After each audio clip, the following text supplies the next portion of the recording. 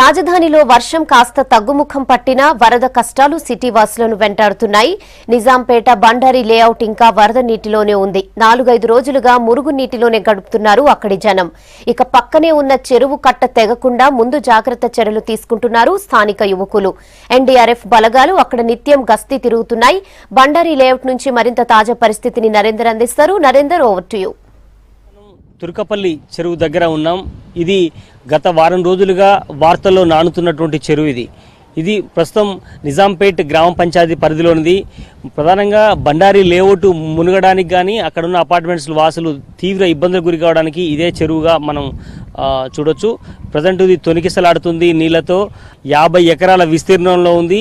మనం చూడొచ్చు మొత్తం చుట్టూ కూడా రాజీవ్ గృహకల్ప కాలనీ వాళ్ళు అని, అలాగే ఇటు పక్కన ఉన్నటువంటి బాచిపల్లి ఏరియా కానీ, అలాగే ఇటు రెడ్డి స్లాబ్కి సంబంధించినటువంటి ఆ ఏరియా కానీ, ఇటు మొత్తం సాయినగర్ కానీ, మొత్తం ఈ ఏరియా మొత్తం నుంచి అటు డౌన్ ఉండడంతో మొత్తం వాటర్ అంతా ఈ చెరువులోకి వస్తుంది. ఈ వారం రోజులుగా వర్షాలు భారీగా నగరంలో కురుస్తున్న నేపథ్యంలో అత్యధికంగా దాదాపు 300% కేవలం ఈ ఏరియాలోనే వర్షం కురిసినట్టుగా వాతావరణ శాఖకు సంబంధించినటువంటి లెక్కలు చెప్తున్నాయి.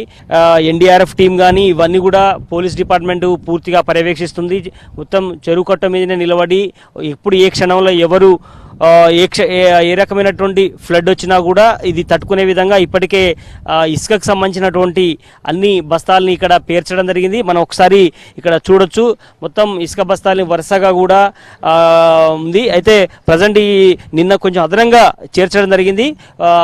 యాక్చువల్గా నిన్న ఇక్కడ వరకు కింది వరకు ఉండేది, కానీ ఇప్పుడు ప్రజెంట్ పైకి ఉంచడం జరిగింది, సేఫ్గా ఉంచడం జరిగింది. అవసరమైతే ఇవాళ రేపు భారీ వర్షాలు ఉన్నాయని చెప్పినటువంటి లెక్కలు ఏదైతే ఉందో ఆ పరిస్థితికి అనుగుణంగా కూడా ఇప్పటికే ఎన్డీఆర్ఎఫ్ టీం కానీ, పోలీస్ యంత్రాంగం, రెవెన్యూ శాఖ, గ్రామ పంచాయతీ సంబంధించినటువంటి సిబ్బంది వీళ్ళంతా కూడా చేయడం జరిగింది. మనం ఒక పక్క ఇటు సైడ్ చూడొచ్చు, విలేజ్కి సంబంధించినటువంటి ఏదైతే బండారి లేఅవుట్ ఉందో మొత్తం అపార్ట్మెంట్ ఒక్కసారి మనం చూడొచ్చు. ఈ అపార్ట్మెంట్స్ ఇప్పుడిప్పుడే తేరుకుంటున్నట్టుగా మనకు ఉంది. ఎందుకంటే నిన్న వర్షం లేదు కనుక కొంచెం రిలీఫ్గా కొంచెం బయటికి వెళ్తున్నారు ఇక్కడ ఉన్నటువంటి వాళ్ళందరూ కూడా.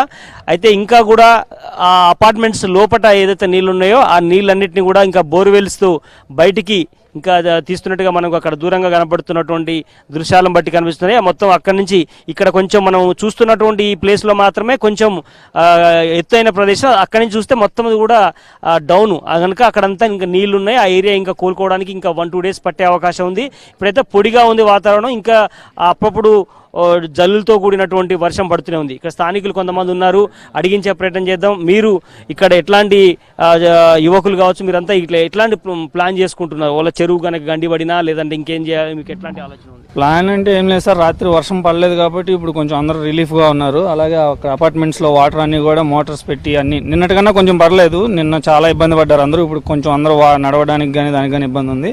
అక్కడ నిన్న ఇదంతా కూడా మన ఆర్ఎస్ఎస్ వాళ్ళు ఎన్డీఆర్ఎఫ్ వాళ్ళు అందరూ ఉన్నప్పుడు వేశారు. అటుపక్క ఇప్పుడు కొంచెం వేరే ఇది చేశారు, అలుగు తీశారు ఇంకా కొంచెం బాగా. దానివల్ల అటు వెళ్ళిపోతున్నాయి. అపార్ట్మెంట్స్లో వాళ్ళు అందరూ కూడా ఇప్పుడు కొంచెం బయటకు వచ్చి ఆ వాటర్ తోడుకోవడానికి కానీ, రాత్రి వర్షం పడలేదు కాబట్టి ఒకవేళ ఇప్పుడు వర్షం పడి ఏదన్నా మళ్ళీ కొంచెం ఇబ్బంది వచ్చినా కానీ అందరం సిద్ధంగా ఉన్నాం. ఎట్లాంటి సహాయం కావాలి? ఇప్పటికీ అన్ని రకాల ప్రభుత్వం, జిహెచ్ఎంసీ కానీ ప్రభుత్వ యంత్రాంగం అంతా ఇక్కడ స్పెషల్ కాన్సన్ట్రేషన్ చేసింది. అవసరమైతే ఇక్కడ మిలిటరీ సహకారం ఇప్పటికే తీసుకుంటామని చెప్పింది, బలగాలను దింపింది, ఎన్డీఆర్ఎఫ్ని అందరినీ కూడా ఉండడం జరిగింది స్టాండ్ బైలో. ఇప్పుడు మీకు ఎట్లాంటిది ప్రగతి నగర్ చెరువుకు సంబంధించినటువంటి వ్యవహారం కానీ, ఈ తుర్కపల్లి చెరువుకు సంబంధించిన నీళ్లు పోయే విషయం కానీ మీకు ఇంకేమైనా డిమాండ్ ఉందా? డిమాండ్ అంటే ఈ వాటర్ ఒక్కటి ఎలిమినేట్ చేయగలిగితే చాలండి, మిగతా అంతా అన్ని చేసుకోగలరు. ఫుడ్ ఇదంటే అసలు ప్రాబ్లం అనిపించలేదు, ఇప్పుడు అంతా ఆల్టర్నేటివ్ వస్తున్నాయి కాబట్టి. ఈ వాటర్ వెళ్ళడానికి ఇక్కడ ఇవన్నీ సిమెంట్ బస్తాలు, అవి ఇసుక మూటలు అన్నీ వేశారు కదా, అటుపక్క అలుగు తీశారనమాట. ఆల్మోస్ట్ ఒక 9 feet 9 ఇంకొంచెం వెడల్పు చేసి ఇక వేరే వేరే ఆల్టర్నేట్ పాత్రలలో మళ్ళిస్తున్నాం అనమాట. నిన్న మధ్యాహ్నం 3-4 ఆ టైంలో ఇవన్నీ అక్కడ గడ్డ కొంచెం పీకేసి వాటికి అడ్డంగా ఉన్నాయన్నీ తీసేసి.